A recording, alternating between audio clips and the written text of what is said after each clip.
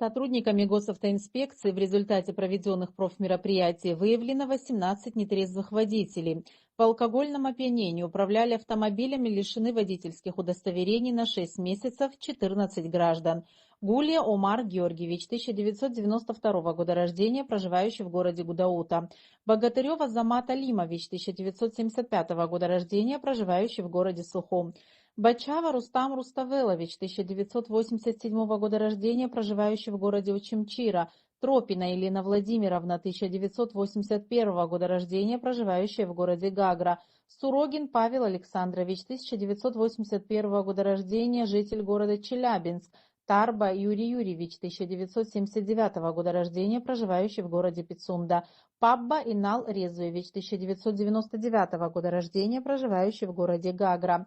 Чанба Кудиса Заурович, 1991 года рождения, житель Гудаутского района. Завадский Никита Евгеньевич, 1994 года рождения, житель Республики Беларусь. Шинкуба Руслан Гиевич, 2001 года рождения, житель Гулрыбского района. Сукрушев Глеб Борисович, 1973 года рождения, проживающий в городе Гудаута.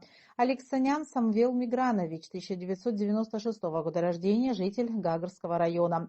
Юркина Елена Николаевна, 1968 года рождения, проживающая в Гудаутском районе. Алания Роман Иванович, 1966 года рождения, житель города Ткварчал.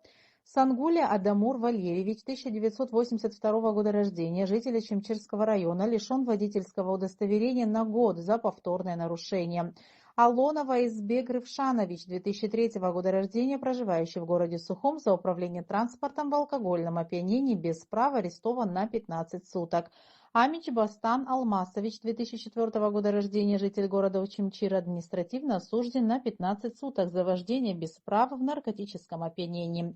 Дзидзигури Дмитрий Витальевич, 1978 года рождения, проживающий в городе Сухум, оштрафован за отказ от медосвидетельствования.